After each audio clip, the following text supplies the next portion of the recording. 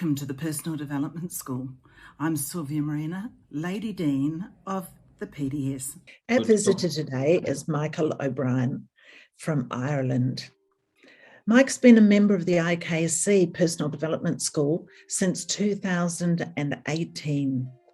His introduction into kinesiology was a totally random event, a missing link, answering so many questions that no one could ever imagine. One that set his life on fire, turning into a lifelong love. Mike, tell us more. Well, 'tis morning here, Sylvia. Yeah, I have two major loves in my life. When I started off, I do everything backwards. I'm one of these people. I do reverse engineering very well. I do stuff, then figure out how it works. So for me, I trained as an awareness psychotherapist, which is about body work, about awareness.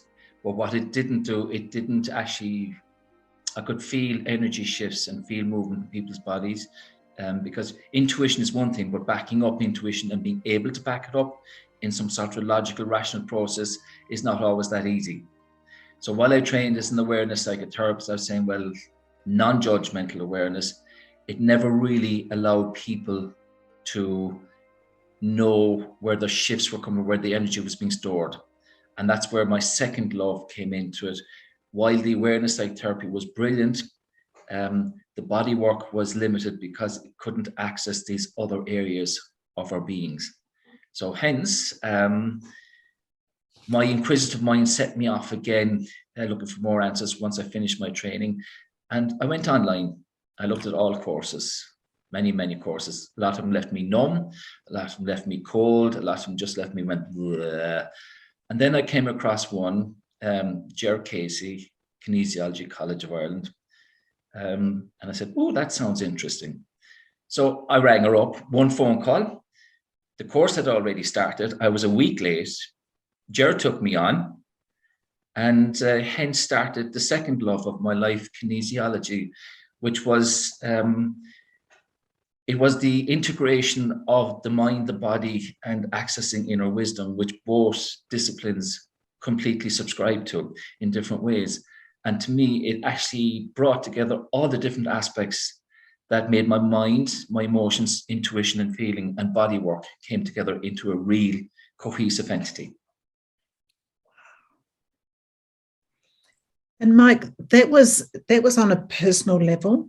Yes. Have you ever taken this further and shared it with clients? You see, clients are funny because I do other work as well. My psychotherapy clients know me for psychotherapy. My kinesiology clients know me for kinesiology.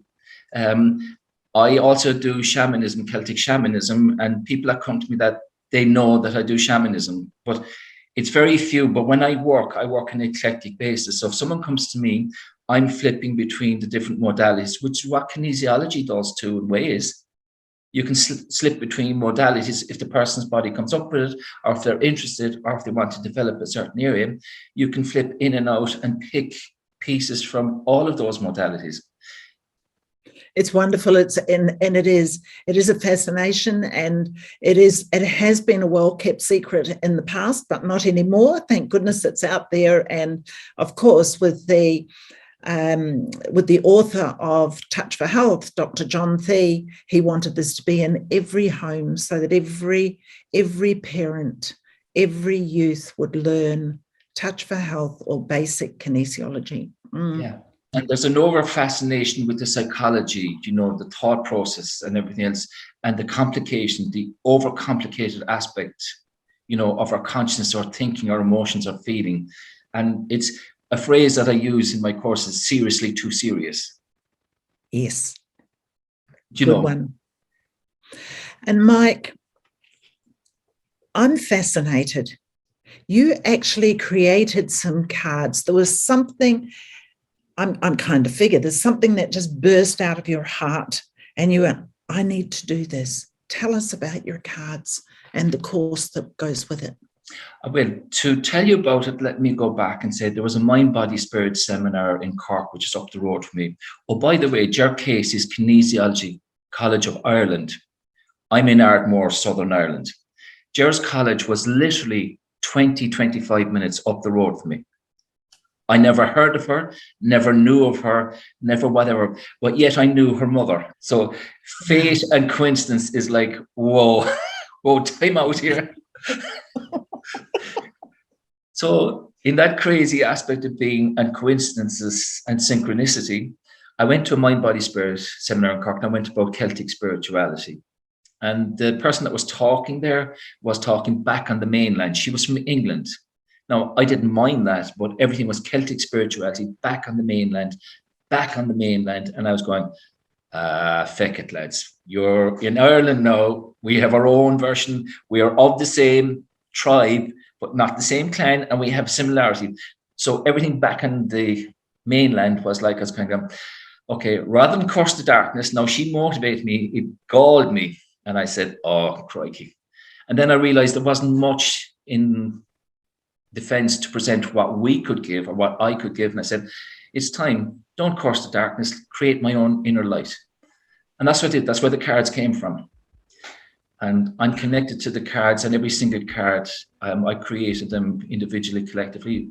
And my aunt is an artist and she drew some, and my cousin is a tattoo artist and he drew some. So reverse engineering, the cards came about. The 4 are journey cards, symbolism, folklore, myths and legends, inspiration cards, 4 different aspects of our culture. The journey cards, earth, fire, wind and water journey cards, which is shamanically kind of based, but I didn't realize it back then. It lets you know what part of a soul journey path you're on. It gives you an idea. I know someday I will fly. I know someday I will see how it all began. I always found if you went straight for the jugular with people, then it activates all the drama cycles, it activates all the immediate defense mechanisms. Whereas with the cards, it's a lot more sucked away. Actually, you do the same with your DNA memories and stuff, which is why I love the transforming DNA. It doesn't trigger those sentials, the guard dogs, it doesn't, the rapid attack force. It doesn't trigger any of those. So it's just the cards. When you look at a card, you just go say, okay, this is the lover's card. Dear my dog is growing you. Like when you look at that, you kind of go, well, it's just a card. So there's no need to get the heckles up or to get into a frenzy about it. So it's subterfuge. It's like a Trojan horse. It gets in underneath. It's not seen as a threat. And because it's not a threat, then it can actually gently and compassionately work on levels that otherwise you'd never get to. I'm fascinated with it. Tell me, so you do private consultations with them, but as well as that, you teach the course. Yes. So for people to learn how to find the deeper story within the cards, how to use them for themselves and perhaps for other people. Yes. The course, Ger and Orla, Ger Casey and Orla Scanlon, they helped me as I was formulating these, because I was taking all these ideas and trying to bring them into a cohesive system of which you could follow. Personally, I feel if I know myself and I know I can hold my own space within myself, the quality of my ability to be present to myself is directly proportionate to the quality of my ability to be present to somebody else. Yes. So that's where the cards are designed to work. It's facilitate others' journey process in a gentle and compassionate way through imagery and symbolism that doesn't trigger all the emotional drama and trauma, basically. Softly, gently, kindly. Yes, it is. Mike, yes. Mm-hmm. Great value, great value. How many cards are in the pack? Now, there is a number of things. There's actually 49, but here's a funny quirk of fate. I designed 48. The Celtic world loved 3, the number 3. Yeah. Absolutely loved 3. Life, death, and rebirth, past, present, future. male, feminine, child. Look, sun, moon, stars. Just loved all these triads of things. 3 is a sacred number, geometry. 3, 6, 9. So 48 cards is what cognitively I put together. 48 is 4 and 8 is 12. 12 is 1 and 2 is equal to 3. So, but then I got the, call it what you want, a message, an insight, a calling at night time. And the last card I had to get was 49, was a kind of what I'll call a trump card that was the synthesis of all the elements together. So I have 49 cards. Wow. I absolutely, I have a set of your cards. I'm in Perth in Western Australia, and there is a set of your cards here in my home. Yeah, good. And it's the very first card that I pulled was that card. When I took them out of their box and their cellophane and I shuffled them, and then the first one that came out was that card. And you see, cross-culturally, we have so many, the difference in our cultures are not as many as actually the similarities. I've always had a fascination with Aborigine, North American, Egyptian culture, yet I have a resonance with all of them. I like Buddhism, but it's not my natural reference point, but I like the philosophy around it. So we kind of know more about different cultures. It's our curiosity, but it's our spirit, it's our soul, it's our psyche. It's that it needs wings to fly, and we need to explore these because we're not just physical beings. No, we're more. We are. Yeah, we are more. That's where, like Nikola Tesla, he said, if you want to unveil or understand the mysteries of the universe, you've got to think of energy, frequency, and vibration. And your cards open the doorway into where the person needs to be for their next lesson or the next understanding of the pathway of their life. Absolutely, that's the point.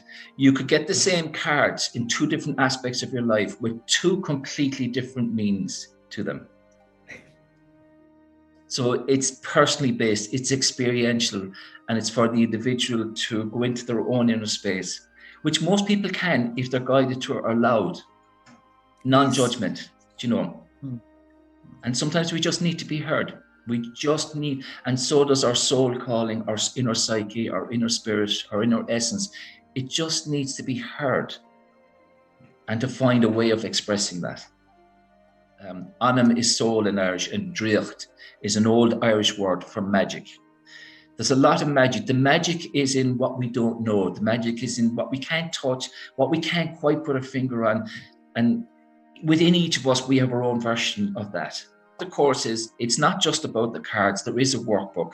But if you learn about yourself, in learning about yourself in doing the course, you automatically learn your own inner resonance, which allows you then to feel and allow others to have their own personal journey and experience, and to facilitate that. Any individual card speaks more than words, because words are limited. Words are always limited. They certainly are. It's like we have a vast vocabulary in the English language, but so very often we still need something else to explain. And then we realize the feeling inside doesn't have any words. The soul feeling, the deep, the greater depths, like they just don't have words. But sometimes color can help, sometimes sound can help. And obviously, your cards can help. They have a wonderful vibrational energy with them. There's so much to learn from nature. It is our Bible. It is, for us to learn from. I love to be with little children and their curiosity. The ant that walks carrying something, they see a little droplet of moisture on a blade of grass. How does that hold there? How does it just sit there? Yeah. So the workshop is designed to be experiential. It's also to teach people the practical benefits around the cards, around their own awareness, the application of that. There's also a highly creative aspect to it. Everybody's creative, but they may not know in what areas they are. You don't have to be a brilliant artist to be creative. You don't have to be a brilliant musician. By the very essence of creating, unleashes the passion and awakens the joy, the vibrancy and aliveness to life. Just because I'm breathing doesn't mean I'm alive. I love that phrase. The cards speak to people in their own way, and that's what I love, is people finding out how it speaks to them, what way they can relate to it, and how it resonates with them. And that's where the magic happens. Absolutely, Mike. That is where the magic happens. And today you've opened us again to be curious, to know more and to understand more about the magic of being human, the magic of being spiritual, the magic of being part of this great universe of ours. I'm going to say right now, thank you so much for our time together. And any time that you would like to come back and make another video for the Personal Development School, we would love that to happen. You have so much to share with us and tell us. Ladies and gentlemen, I'm Sylvia Marina. On behalf of the IKC Personal Development Board, I look forward to welcoming kinesiology and non-kinesiology course authors.